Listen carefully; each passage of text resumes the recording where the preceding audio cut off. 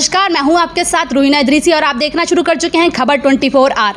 लगभग 22 करोड़ आबादी वाले राज्य उत्तर प्रदेश में 4 बार सत्ता में रही समाजवादी पार्टी को आखिरकार 2017 में एक बड़ी हार का सामना करना पड़ा।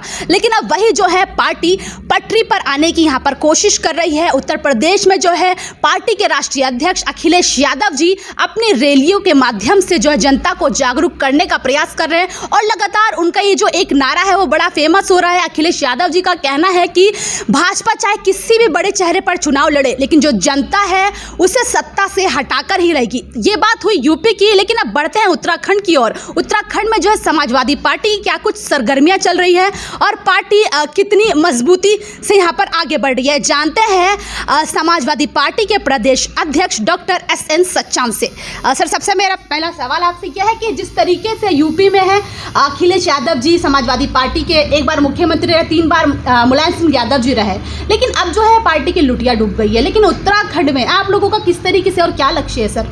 देखिए, समाजवादी पार्टी उत्तराखंड में, चूंकि ये उत्तर प्रदेश का ही एक भूभाग रहा है, तो रिफ्लेक्शन समाजवादी पार्टी का यहाँ रहता है।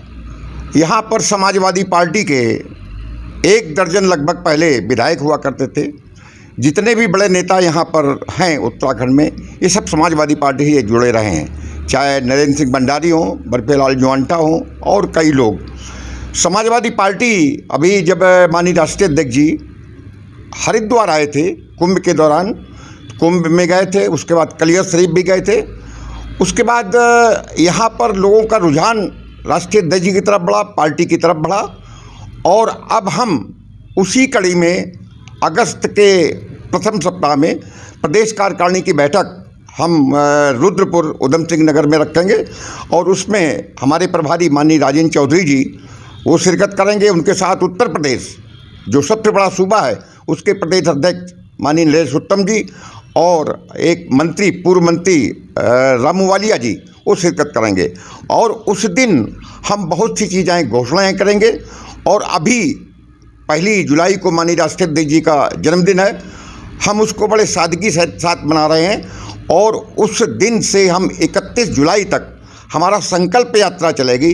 उस संकल्प में हमने कहा है कि हम उत्तराखंड को समृद्धशाली, स्वाभिमानी, स्वावलंबी उत्तराखंड बनाना चाहते हैं, ये हमारा संकल्प है। सर, क्या कुछ नाकामियाँ रही है पार्टी की जो उत्तराखंड में कहीं ना कहीं पीछे हटती हुई नजर आ रही है पार्टी? देखिए, हम यहाँ पर ऐसा नहीं है। हम यहाँ 2004 में एक सांसद जिता चुके हैं। राज बनने के बाद हमारा वोट परसेंटेज भी अधिक रहा है।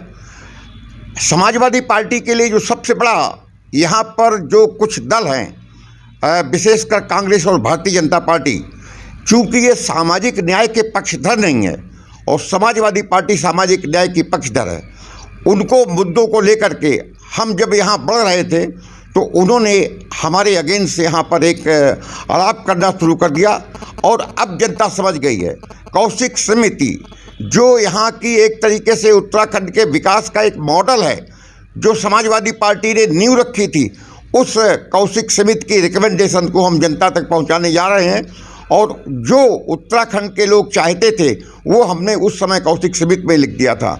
तो मैं समझता हूँ कि अब उत्तराखंड की जनता को जो भ्रम कांग्रेस और भारतीय जनता पार्टी और छोटे छोटे दलों ने वो हमारे अगेंस्ट से एक जहर बोया है, वो समाप्त हो जाएगा।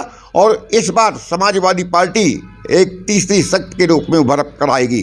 दूसरा जो दुर्भाग्य बता रहा हूँ, यहाँ पर 20 साल हो गए और 20 वर्षों में जिन मुद्दों को लेकर के राज्य बना था, पलायन रुकेगा, रोजगार मिलेगा, यहाँ पर जो लोग ये कह सकेंगे कि हम ऐसा ही उत्तराखंड चाहते थे, वो सब धूमिल हो गया। और समाजवादी पार्टी पूरी तरीके से मानती है कि कांग्रेस और भारतीय जनता पार्टी की सरकारों ने इस प्रदेश को भ्रष्टाचार का एक मिनी प्रयोगशाला बना दिया। भ्रष्टाचार का अंबार लग गया है। सचिवालय में जाने कितनी आयोग की रिपोर्ट पड़ी है, लेकिन उसमें कोई कार्रवाई नहीं हो रही। सर, इस तरीके के आरोप लगाए जाते हैं जो समाजवादी पार्टी है केवल और केवल सोशल मीडिया की राजनीति करती है, हालांकि ज़मीनी हकीकत में वो कुछ कार्य करती है, यहाँ पर नज़र नहीं आई, खासकर उत्तराखंड में। नहीं, ऐसा नहीं है। अभी हम यहाँ भी कई बार प्रदर्शन कर चुके हैं। हमारा लगातार उधम सिंह नगर में, हल्द्वानी में, अल्मोड़ा में हरिद्वार में हमारे प्रदर्शन चल रहे हैं। किसानों की लड़ाई समाजवादी पार्टी किसान बेल्ट में हरिद्वार और उधमसिंह नगर में लड़ रही है, और ये तो कहना है कि हम कुछ नहीं कर रहे, और मुख्य रूप से हम उन मुद्दों को उछाल रहे हैं जो जनहित के हैं। उन मुद्दों को लेकर के हम लोगों के सामने जा रहे हैं और लोग हमको अप्रिशिएट कर रहे हैं। सर, आज किसानों के जो आंदोलन उसको पूरे 7 माह बीत चुके हैं, सरकार की जो छवि किस तरीके से देखते हैं? देखिए, भारतीय जनता पार्टी बेसिकली किसान विरोधी है और ये कारपोरेट हाउसेस को पोषित करती है। तो इनका जो पैक्ट अडानी अंबानी कारपोरेट घरानों से हो गया है, क्योंकि ये रिलायंस जब एग्रीकल्चर सेक्टर में उतर रहा है तो बेसिकली इनको उनका हित देखना है, और उनका हित जब किसानों को ये बर्बाद करते हैं। जो 3 ये ब्लैक कानून लाए हैं, जो अगर इम्प्लीमेंट हो गए तो किसान तबाह हो जाएगा, अपनी ही खेती में मजदूरी करने के लिए बाध्य हो जाएगा। सर, ये आपने कानून की बात की, एक नया कानून जो यूपी में एक लाया जा रहा है जनसंख्या नियंत्रण को लेकर, क्या कहना चाहेंगे उस पर? देखिए, ये चुनावी मुद्दा है, और जनसंख्या नियंत्रण अगर आप देखें तो बेसिकली एजुकेशन से रिलेटेड है। आप एजुकेशन बढ़ा दीजिए, जनसंख्या अपने आप नियंत्रण हो जाएगी। शायद भारतीय जनता पार्टी और आरएसएस को नहीं मालूम, ये जो नेशनल सेंसस है उसको उठा करके देखें, सभी का जो जनसंख्या है, हर बिरादरी की, हर समाज की, वो उसका जो ग्रोथ रेट था वो कम हुआ है।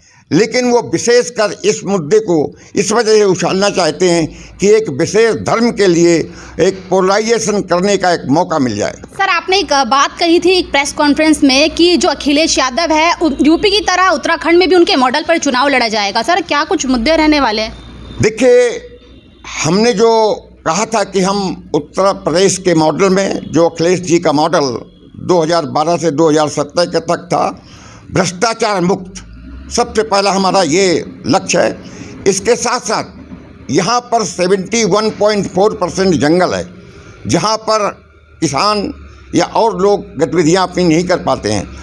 यहाँ पर डबल इंजन की सरकारें नहीं, परंतु किसी भी सरकार ने ग्रीन बोनस के लिए नहीं पर पहल की। समाजवादी पार्टी इसके लिए पहल करेगी। समाजवादी पार्टी जो IDPL बंद पड़ा हुआ है, HMT जो बंद पड़ी हैं, और यहाँ पर समाजवादी पार्टी ये चाहेगी कि पूरे प्रदेश में विशेषकर पर्वतीय क्षेत्रों में मिनी सिडकुल बनाए जाए, और मिनी सिडकुल के माध्यम से छात्रों को, युवाओं को, बेरोजगारों को रोजगार से जोड़ा जाए, छोटे छोटे कुटीर उद्योग धंधे स्थापित किए जाएं, तो पलायन रुकेगा और विशेषकर वहाँ की इकोनॉमी बढ़ेगी। सर, क्या लगता है जो समाजवादी पार्टी है उत्तराखंड की 70 विधानसभा सीटों पर काबिज हो पाएगी? देखिए, हम सभी 70 विधानसभा सीटों पर चुनाव लड़ रहे हैं, और यहाँ के कुछ दल हैं जो हमारी सोच के हैं, लगातार उनसे वार्ता हो रही है।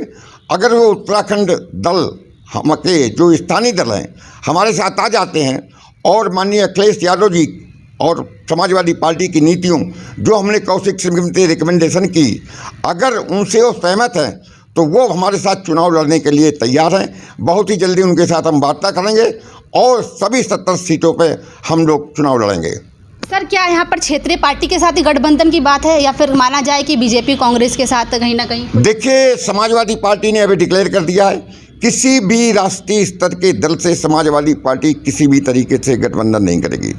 यहाँ पर क्षेत्रीय दल, वो भी क्षेत्रीय दल जो संपूर्ण उत्तराखंड को एक तरीके से राजनीति लेकर के चल रही हो, जो समरसता, जो क्षेत्रवाद न फैलाती हो, इस तरीके के दल हैं यहाँ पर। एक दल है, मैं उसका अब नाम आज नहीं बताऊंगा, लेकिन उनसे वार्ता चल रही है, और जिस दिन वार्ता मैच्योर हो जाएगी हम दोनों लोग बैठ करके प्रेस कॉन्फ्रेंस करके और माननीय अखिलेश यादव जी का मॉडल उत्तराखंड में लाने का हम लोग घोषणा करेंगे। सर, बस एक आखिरी सवाल मेरा यह है आपसे कि जिस तरीके से समाजवादी पार्टी है वो अभी उभर रही है उत्तराखंड में, लेकिन 3 पार्टी और भी है जिनके नाम आपको पता ही होगा अच्छे से, क्या उनको बड़ी चुनौती मानते हैं अपने सामने? देखिए, जो पार्टी और हैं, मैं उन पार्टियों का नाम नहीं लेना चाहता हूँ। एक मैं नाम भी ले सकता हूँ, जैसे आप पार्टी है। आप पार्टी ये बीजेपी का एक तरीके से बी टीम है। आरएसएस अन्ना हजारे के आंदोलन से निकली हुई, इसी तरीके से एक पीस पार्टी आ गई है। पीस पार्टी हमेशा जहाँ जहाँ भी चुनाव हुए हैं इसने भारतीय जनता पार्टी को समर्थन किया है इनडायरेक्टली।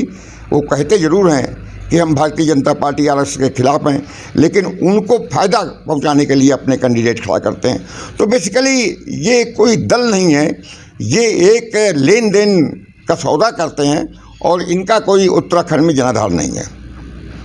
तो बिल्कुल ये थे हमारे साथ समाजवादी पार्टी के प्रदेश अध्यक्ष डॉक्टर एसएन सचान जी, जिन्होंने बताया कि वो यूपी की तरह उत्तराखंड में भी अखिलेश यादव जी के मॉडल पर समाजवादी पार्टी को एक मजबूती की तरफ लेकर जाएंगे और उन्हीं के मॉडल पर यहाँ पर वो चुनाव लड़ेगी। हालांकि उन्होंने एक बात और भी यहाँ पर कही है कि वो क्षेत्रीय पार्टी से जितना हो सके गठबंधन करने की यहाँ पर कोशिश करेंगे, लेकिन जो अन्य पार्टी है उनसे वो दूरियाँ बनाएंगे। लेकिन अपना देखना ये होगा कि क्या यूपी के बाद उत्तराखंड में जो है समाजवादी पार्टी अपनी जड़ें बना पाती है, क्या उत्तराखंड की 70 विधानसभा सीटों पर जो है वो काबिज हो पाती है।